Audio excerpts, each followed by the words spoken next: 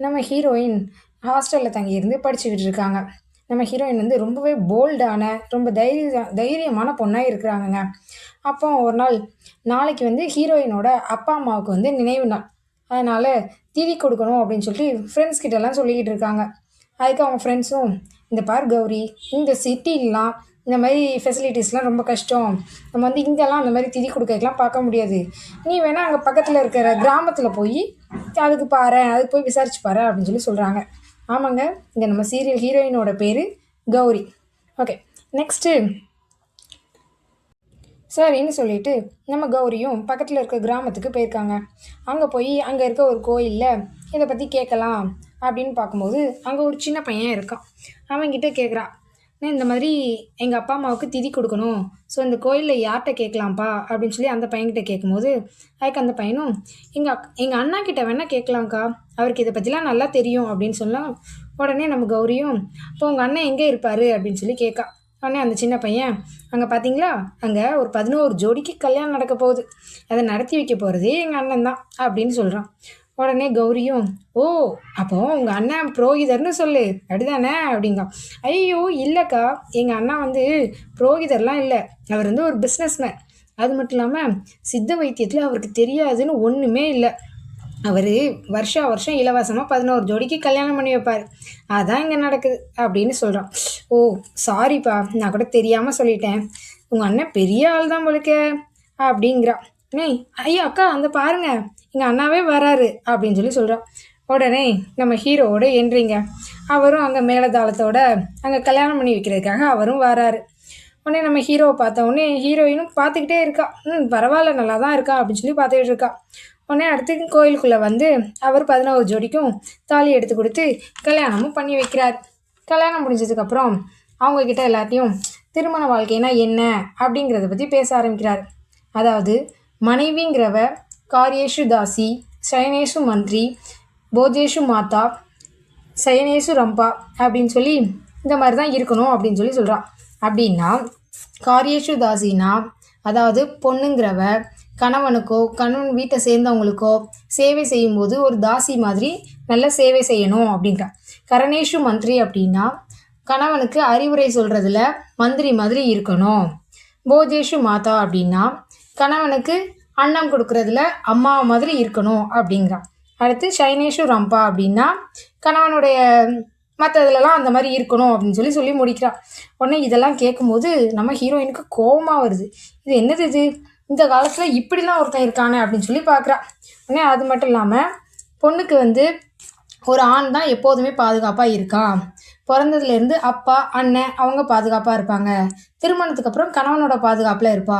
அடுத்து மகனோட பாதுகாப்பில் இருப்பா. அதனால் பொண்ணுக்கு வந்து தனியாக சுதந்திரங்கிறது தேவையில்லை.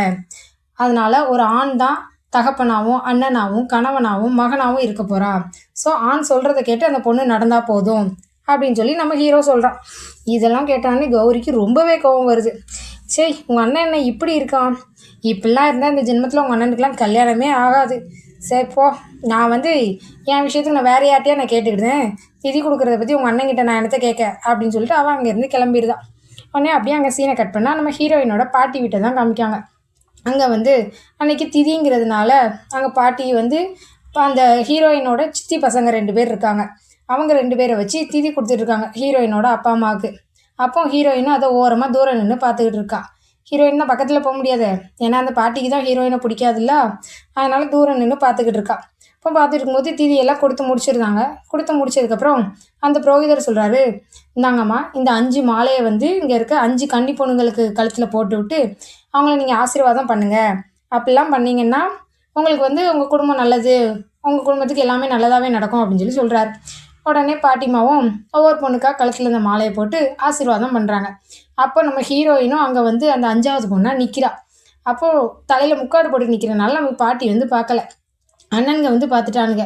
ஐயோ என்ன கௌரி இப்படி பண்ணுறாளே, பாட்டி மட்டும் பார்த்தாங்கன்னா அவ்வளோதான் அப்படின்னு சொல்லி அவனுக்கே பயப்படுதாங்க. ஆனால் அவள் முக்காடு போட்டுட்டு நிற்கிறா. பாட்டியும் 4 பேருக்கு அந்த மாதிரி ஆசீர்வாதம் பண்ணிட்டு 5ஆவது நம்ம ஹீரோயின் கழுத்துலேயும் மாலையை போட வராங்க. போடவும் செஞ்சுட்டாங்க. போட்டுட்டு ஹீரோயின் பக்கத்தில் நிற்கும் போது மட்டும் அந்த பாட்டிக்கு ஏதோ ஒரு மாதிரி ஃபீல் ஆகுது. உடனே ஃபீல் ஆன உடனே அந்த பாட்டி வந்து அப்படியே மயக்கம் போட்டு விழ போகிறாங்க. உடனே இவளும் ஐயோ பாட்டி அப்படின்னு சொல்லி பாட்டியை போய் பிடிக்கிறான். உடனே பாட்டி வந்து பார்த்துருந்தாங்க. நீயா, நீ எங்கே வந்த, உன்னை யார் இங்கே கூப்பிட்டா, நீ தான் இங்கே வரக்கூடாதுன்னு நான் சொல்லியிருக்கேன்ல, நான் ஹாஸ்டலில் தானே இருக்கணும்னு சொல்லியிருக்கேன், நீ எப்படி இங்கே வரலாம் அப்படின்னு சொல்லி ஹீரோனை பிடிச்சி திட்டுன்னு திட்டுறாங்க. உன்னால தான் இங்கே எல்லாமே நடக்குது, உன்னால தான் என் மகனும் மருமகளும் இறந்தாங்க, அதனால நீங்கள் இருக்கவே கூடாது போ அப்படின்னு சொல்லி திட்டுறாங்க. உடனே நம்ம ஹீரோயினும் அழுதுகிட்டே அங்கேருந்து போயிருதா. அங்கேருந்து போன உடனே அந்த பாட்டி வந்து ஆனால் நம்ம ஹீரோயின் கழுத்தில் மாலை போட்டு ஆசீர்வாதம் பண்ணிட்டாங்க. ஆனாலும் ஹீரோயின் வந்து அழுதுகிட்டே அங்கேருந்து போகிறான். அங்கேருந்து போய் அங்கே இருக்க ஒரு குளத்துல போய் முங்கி அங்கே இருக்க சிவபெருமான்கிட்ட வேண்டுதான். ஏன் எனக்கு மட்டும் இப்படிலாம் நடக்குது, ஏன் என்னை என் பாட்டி ஏற்றுக்கவே மாட்டுக்காங்க, நான் என்ன பாவம் பண்ணேன் அப்படின்னு சொல்லி அவள் ரொம்ப அழுதா.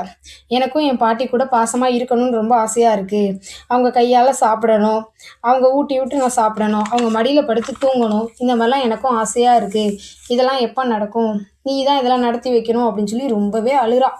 உடனே இதெல்லாம் செய்கிறதுக்கு நீ தான் வரணும் சிவபெருமானே அப்படின்னு சொல்லி அவள் சிவபெருமான்கிட்ட எங்கேயும் அழுதுகிட்டே இருக்கா. அழுதுகிட்டே சாமியை வேண்டுதா.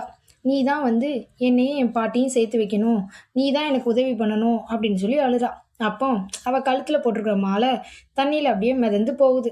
தண்ணியில் முங்கி எந்திக்கும் போது அந்த மாலை மிதக்குது. அப்போ அதுக்கு பின்னாடி தான் நம்ம ஹீரோவும் அதே குளத்துல தாங்க குளிச்சிட்டு இருக்காரு. சாமியை வேண்டிக்கிட்டு அவரும் குளிச்சிட்டு இருக்காரு. அப்போ இவ கழுத்துல இருந்து போகிற மாலை அவரோட கழுத்துக்கு அப்படியே போயிடுது. இப்போ ஹீரோயின் அங்கேருந்து கிளம்பி போயிருதா. கழுத்தில் மாலையோட நம்ம ஹீரோவும் நடந்து வந்துகிட்டு இருக்காரு. அப்போ ஹீரோ வந்து அந்த மாலையை பார்க்கவே இல்லை. இப்போ நடந்து வரும்போது அந்த சின்ன பையன் தான் பார்க்கான். என்னன்னா, கல்யாணம் பண்ணிட்டு வரீங்க, அண்ணியை கூட்டு வராமல் நீங்கள் மட்டும் வரீங்களே, அண்ணி எங்கே அப்படின்னு சொல்லி நக்கலாக கேட்கான். நான் என்னடா சொல்கிற அப்படிங்கும்போது, பாருங்க உங்கள் கழுத்தில் மாலை இருக்குது, அப்போ கல்யாணம் ஆயிடுச்சு தானே, அண்ணி எங்கே அப்படின்னு சொல்லி கேட்கான். உடனே தான் நம்ம ஹீரோ அப்போ தான் பார்க்குறான். இந்த மாலை எப்படி வந்துச்சு அப்படின்னு பார்க்கும்போது அவனுக்கு மனசுக்குள்ளே ஒரு ஃபீல் ஆகுது. இந்த மாலையை வந்து நமக்கு ஈசனால் அந்த படைக்கப்பட்ட அந்த பொண்ணு, நமக்காக படைக்கப்பட்ட அந்த பொண்ணுக்கிட்டே இருந்தால் அந்த மாலை வந்திருக்கு அப்படிங்கிறத அவனால் ரொம்ப உணர முடியுது. உடனே அதை பார்த்துட்டு அப்படியே மனசுக்குள்ளே அப்படியே சந்தோஷப்படுதான். அடுத்து இதுக்கப்புறம் நம்ம ஹீரோவும் ஹீரோயினும் எப்படி சந்திக்க போகிறாங்க, அவங்களோட வாழ்க்கையில் அடுத்து என்னென்னலாம் நடக்க போகுது, அந்த இறைவன் வந்து அவங்க 2 பேரும் எப்படி சேர்த்து வைக்க போகிறாங்க அப்படிங்கிறதெல்லாம் பார்க்க மிஸ்ஸஸ் ஆதி சீரியல் ரிவ்யூ சேனலை சப்ஸ்கிரைப் பண்ணிக்கோங்க. மறக்காமல் பக்கத்தில் இருக்க பெல் ஐக்கானையும் ப்ரெஸ் பண்ணிக்கோங்க. அப்போ தான் நான் போடுற வீடியோ உங்களை வந்து சேரும். சொந்தங்கள் தொடர சப்ஸ்கிரைப் பண்ணிக்கோங்க. அப்படியே முடிஞ்சா ஒரு லைக்கும் பண்ணிக்கோங்க. பாய்.